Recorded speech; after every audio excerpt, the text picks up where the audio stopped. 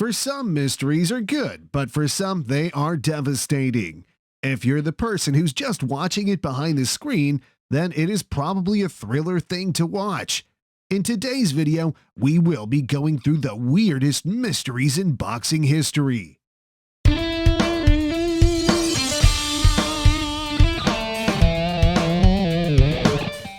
Boxing is such an ancient sport, and it is filled with modern mysteries. Mysteries are tragic and weird in their nature. So, without wasting much more time, let's start our video of mysteries. Muhammad Ali got blurred. Let's start the video with the infamous Muhammad Ali, the best fighter of all time. The fighter was never beaten because of his quickness. He was also the heavyweight champion of boxing in 1967. But in the same year, his name was called out for the Vietnam War. He protested against it and refused to step over. For his move, his boxing license was revoked for a total of 3 years by the New York State Athletic Commission. It all happened during the timeline of 28 April 1967. The time when his career was on top was now a guy that no one knows. During this timeline, he suffered heavily. Even to put some food on the table, he would go to colleges for speaking engagements. After 3 years, he was then allowed to fight, but his golden years were long gone. During these years, he could have achieved great things. Plaster of Paris guy. We're talking about Antonio Margarito. Antonio has been known as inspiring since he knocked the undefeated champion Miguel Cotto of 2008. However, in 2009, something bad happened to him. He was facing Shane Mosley in 2009. It was then Shane's trainer saw something powdery around his gloves and hands. His trainer brought it to light by telling it to the officials. During that single match, he had to rewrap his gloves 3 times. After some while of investigating, it turned out it was plaster of Paris. Don't know what that is? It is a powdery substance that gets harder when it gets wet. When he would put that under his arms, the sweat would make his punches more brutal. Since his cheat was caught on air, Shane Mosley then knocked him out cold. Antonio was then banned from boxing for a year for his cheating. After that, a series of questions rose about him. What about his previous matches? Were all of his wins being like that? The EPO dude.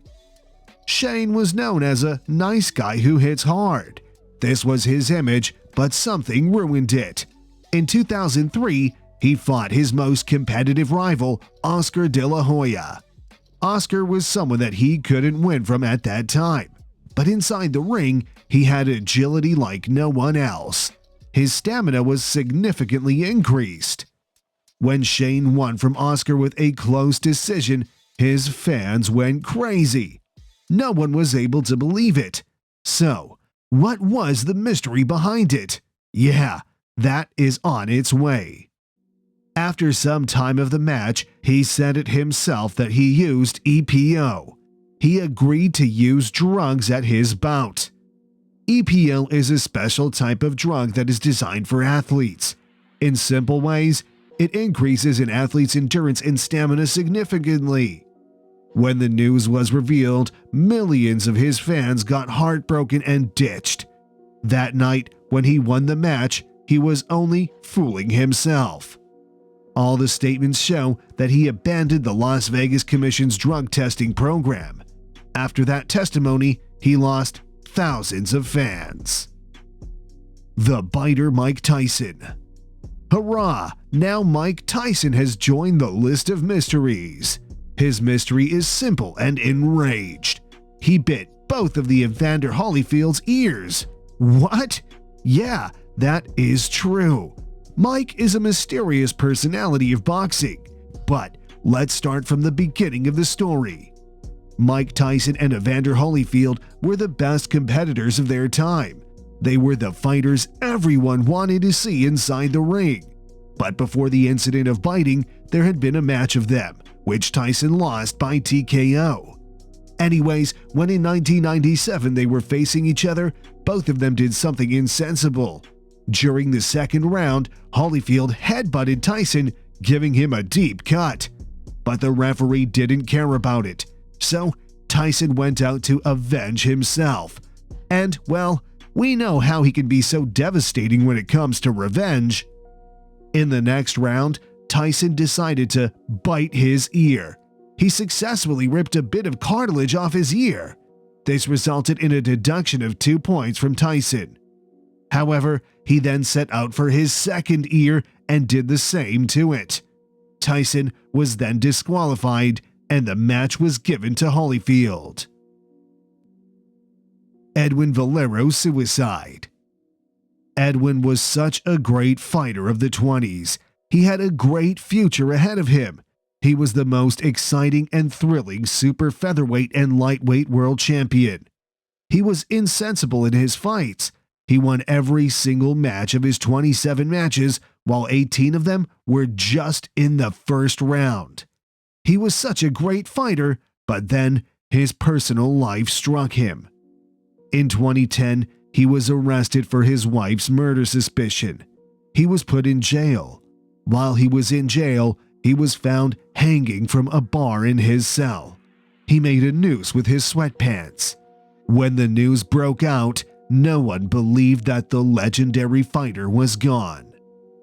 While his friends and family were sure that the police did it to him, the real mystery of his suicide is unknown, and that is a mystery that we are never going to know. That night, boxing lost such a great fighter. Death on live TV. This is rare in its nature. In the early 60s, two of the legendary fighters were the main face of the show. That was Emil Griffith and Benny Parrott. They were trading the world champion titles back and forth. None of them was ready to give the title. The fight was shown live on ABC National on 24 March 1962. It was a competitive fight which lasted till round 12, until Griffith knocked out Benny at the ropes. Despite that he has been knocked out, Griffith keeps on hitting him. Parrott was on the floor while Griffith is on top delivering the punches. He punches him 20 times in his head while he then became unconscious and died on the floor. It was such a tragedy.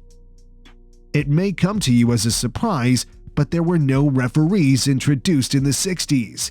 It was then, after the on-air death, they felt the need of dropping a referee into the ring. I know it's not a mystery, but it is a fair example of how much boxing can be life-ending. Every single rule we have right now is piled up by the bodies of the fighters. Plaster of Paris again. The idea of cheating by using plaster Paris is long before. In the following mystery, it ended a young career. It was a match between Louis Resto and Billy Collins.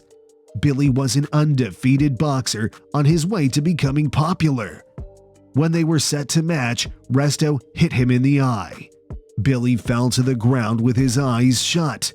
That punch tore his iris, and his vision got blurred. His career ended before even starting. The fans were shocked at how it happened.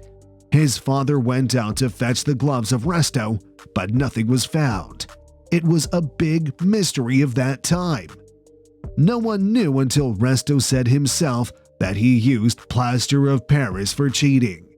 Resto and his trainer were forever banned from the sport, while for Billy, that wasn't much convincing. Billy turned to alcoholic because he could no longer fight. At the age of 22, he took his car and ran it over a cement wall. He ended his life, while Resto was also sent to jail for 2.5 years. These were all the weirdest and tragic mysteries in the history of boxing.